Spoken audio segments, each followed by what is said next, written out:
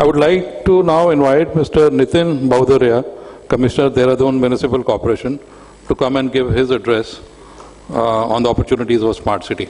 Mr. Nitin Bhaudauria, please. Everyone, respected dignitaries on the stage, off the stage, and my dear friends. As you've already seen the smart city plans for other cities like Faridabad, Namchi already. So I'll be running through the finer points, and instead of going through the entire presentation in totality, I'll just be touching a few finer points that we are looking at and which I think are relevant from today's discussion. At the onset, I think the time is also short and we are overshot. We are running very late. So, giving a small snapshot about what Dehradun is all about, our population is around 6 lakhs now, and we have a major standing in education, social, healthcare, and sector. So this is the current situation. We did a current analysis. Not all is well, but we hope to, get it all right. So we did a SWOT analysis to identify what the problem areas were, what the opportunities were.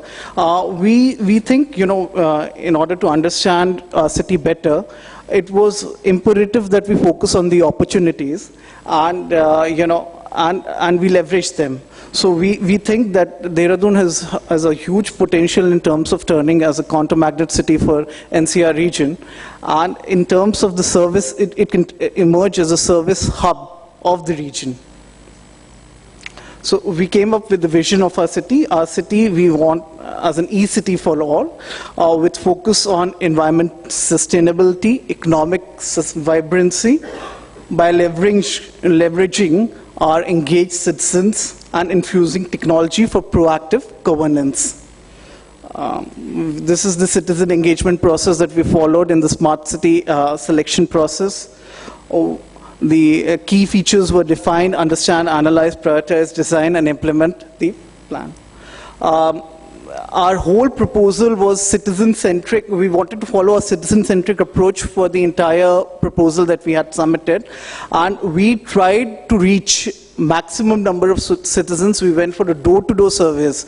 We tried to reach 86, we tried to reach 100%, but we were able to reach 86% of the people in Dehradun through various different mediums like, newspapers, kiosks, events, workshops, so on and so forth.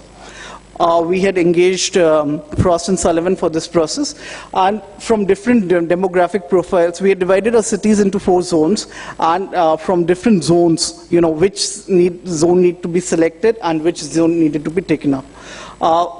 The citizen ratings on different, the shortcomings, top 5 areas, top 5 challenges that Dehradun was facing, and what needs to be done, what areas need to be tackled, were as follows.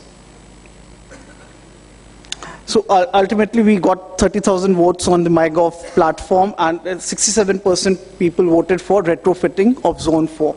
I'd just like to add that in the first phase, we had submitted a greenfield proposal for development of Dehradun. But what we had realized when we had analyzed this success stories of all the 20 cities, that none of the greenfield proposal cities were selected amongst the top 20 cities. Then we had the opportunity to be one of the fast-track cities, but unfortunately, we were 17th in the latest rankings. We'll be submitting a proposal again on 30th. What we also find from the smart city process is that it's like writing an examination and you don't know what you'll get out of it.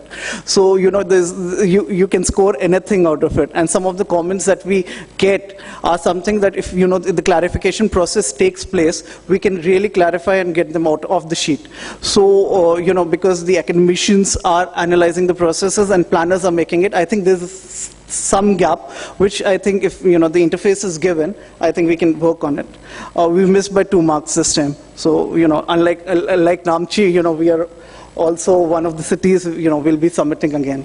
So final zone selection was taken up, and the 5 parameters that we thought were critical to working on were sanitation, economy, employment opportunities, education, health, and safety issues. So these were some of the stories. We organized, we engaged with the industry, we organized FICCI events, some workshops were organized, technology workshops, finance workshops. We were looking to, the idea was to just get to as many citizens as possible and to address the cities, the issues of the citizens in the correct framework. This is the map of the city, and this is the zone that we selected. So we took up 4,000 acres covering 26 wards, which was actually covering 1/4 of the city. But this time the latest comment that we've got is we've taken up too much of area, and we were a little more ambitious with our plans. And they want projects which have a visibility till 2019, which could come on ground to be taken up in the first round. So, we'll be working on the proposal again and submitting. So, from an important framework, we've divided our city into 3 critical solutions that need to be implemented. One is the core infra of the city that needs to be worked on.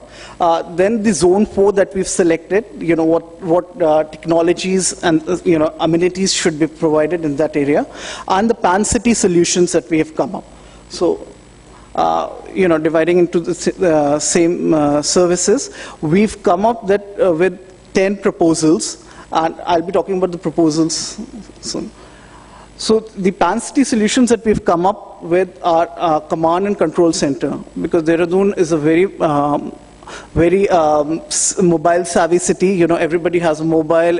The people are using mobiles for all transactions. So we felt that Dehradun 1 is a kind of application that we should work on, and it has to be linked to a kiosk solution. At the end of the day, everything we have to reach the last mile, and the last mile might not have the mobile connectivity. So we have to provide a brick and mortar solution to it as well. A unique solution that we came up with was an intelligent pole. I'll be talking about it later. This is the city nervous center that we want to build and within the urban local body. And these are the various layers that need to be taken care of: the viewing layer, the analytics layer, the decision layer, action layer, so on and so forth. These are the processes that will happen, once we have the city nervous center in place. This is the mobile application that we want to link it onto, and all the parastatal services exclusive of the Nagar Nigam would also come under this one platform that we are trying to build. The intelligent poles that I was talking about, like Vodafone was talking about, providing, on one mobile service for one particular street lighting solution. We want to develop an intelligent pole which would, of course, apart from giving telecom signals, it would also monitor whatever is happening in the locality in terms of public Wi-Fi provision, in terms of monitoring the, whether the garbage bin, nearest garbage bin is filled or not, what is the pollution quality of the city. It will also have CCTV cameras installed, an underground duct for clearing out the overhead wires, and, improve the city aesthetics. So what we are looking at over here is, one mobile solution. We have one mobile which is tracking all the services linked to that intelligent pole. These are the public outreach actions that we've tried out. We've engaged with children, walking festivals. We want to start off with some kind of film screenings, and build up a central hub, central art and cultural hub, and community-led driven approach, so that we can incorporate it in our planning process.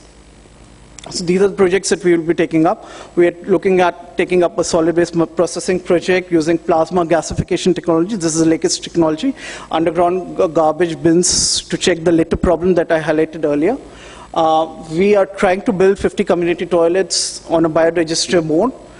In the transport goal, we are moving away from the diesel buses that we are having, and we're moving to 50 electric buses. Public bike sharing projects, we've already seen 100 e-rickshaws would be taken up, cycle tracks, pedestrian market area. In the area-based project, we are talking about rejuvenation of 2 parks, solar powered water ATMs. We're talking about junction renovation, more area for vehicles to operate. We're trying to develop a city clock tower. Ghar is the main center of Dehradun, so we are trying to take up as a heritage project. We want to develop a signage and art for and establish some kind of identity for our city. We are taking up that project, and in the core infrastructure projects, we are trying to link up with AMRUT and converge all the schemes. We are trying to develop a multi-utility duct for our city, so that all the whenever we try and dig and we dig the roads and then BSNL is down and so on and so forth, we have a multi-utility duct wherein all the underground services are passing through that duct itself. So these are the goals that we already talked about. This is a plasma gasification technology. These are the underground bins. This is how it will transform into. The transport goal that I had already talked about. These are the electric buses. Public bike sharing projects. This is how our hubs would look like. This is Dehradun has this old area which is known as Paltan Bazaar. If anybody's visited Dehradun, they would have seen it's very congested. So this is how we want to pedestrianize the whole area. So this is the current situation in the area. This is our plan for the area. So we want to build green pathways. We want to build golf carts, because it's a long stretch of, I think, around 3 to 4 kilometers. So we want to introduce golf carts for older people, for people who would require mobility. And this is the cycle tracks that we've talked about. The roads are wide in Dehradun in some areas, so we want to take up, cycle paths.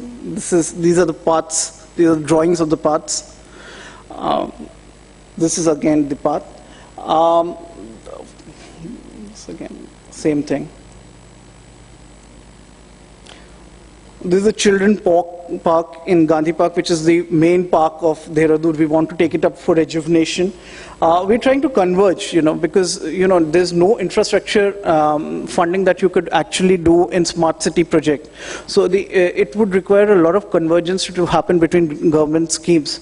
And AMRUT is the critical, scheme in the urban development area, which can be used for convergence, for any kind of construction to happen, for any kinds of infrastructure projects to happen. AMRUT is what we are looking at.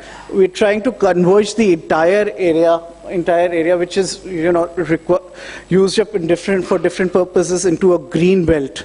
This is the center business district. This would be turned into a total green belt here. This is what we plan to have: children boating, meditation and yoga places, poly houses. So stresses a lot on the environment sustainability here. This is the idea here. And this is the solar powered ATMs, water ATMs that we are talking about.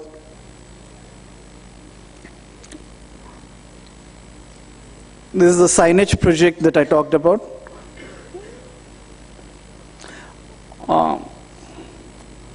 Thank you. Sorry, I just rushed through it. So if anybody has any question or anything, we can take it outside. Thank you so much for having me here. Thank you to Elets for giving me the opportunity. And thank you for listening so patiently. Thank you so much.